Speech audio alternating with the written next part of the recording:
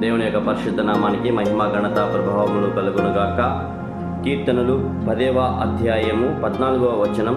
తండ్రి లేని వారికి నీవు సహాయుడివై ఉన్నావు. చిన్న ప్రార్థన. పరిశుద్ధ ప్రేమ గల తండ్రి, వాక్యాన్ని మాకందరికి బోధించమని యేసు నామములో అడుగుచున్నాను తండ్రి. ఆమేన్, ఆమేన్, ఆమేన్. ఈ వీడియో వీక్షిస్తున్న ప్రియ సహోదరి సహోదరులారా, మీకు ఒక గొప్ప శుభవార్త. ఏంటో ఆ శుభవార్త తెలుసా? భక్తుడైనటువంటి దావీదు ఇలాగా ఒక గొప్ప మాటను పలుకుతున్నాడు.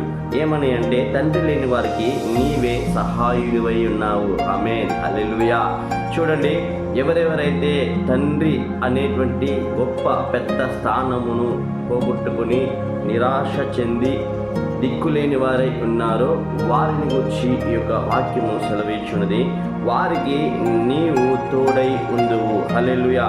చూడండి, నీవు సహాయుడివై ఉందువు. నిజంగానే ఎవరు నీవు అనగా, దేవాది దేవుడు, తండ్రి అయిన దేవుడు, ఆది సంభూతుడు, సహాయం చేసేటువంటి దేవుడు, కాపాడేటువంటి దేవుడు.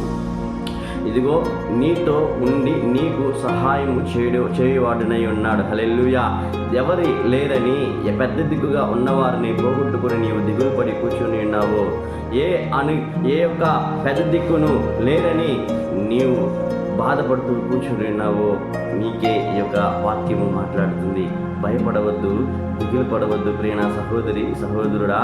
ఇదిగో వారు లేరే, వీరి లేరని నీవు దిగులు పడి కూర్చుని ఉండటం ప్రయోజనం లేదు. కానీ ఇదిగో మనకు సహాయుడుగా ఉండేటువంటి, మనకు సహాయపడేటువంటి ఆ దేవాది దేవుని యొక్క పాదములు నీవు పట్టుకున్నట్లయితే ఖచ్చితంగా దావీదు తర్వాత సొలొమోనుకు ఆదరణకర్తగా ఉండి సహాయకారిగా ఉండి దేవుడు అనేక కార్యములు చేయలేదా? ఇదిగో పెద్ద దిక్కు అయినటువంటి మోషే తర్వాత యెహోషువకు ఆత్మదేవుడు తోడై ఉండి అనేక శూర కార్యములను చేయలేదా? ఎందుకు భయపడుతున్నావు? ఎందుకు దిగులు పడుతున్నావు? వారుంటే నా పరిస్థితి ఇలా ఉండేది కాదు, వీరుంటే నేను ఇంత దీనస్థితికి వచ్చిండేవని కాదని బెంబేలు పడుతున్నావా? దిగులు పడుతున్నావా? భయపడవద్దు, దిగులు పడవద్దు, బెంబేలు పడవద్దు. ఎందుకంటే నీకు సహాయం చేసేటువంటి దేవుడు నీ చెంతలోనే ఉన్నాడు. హల్లెలూయా.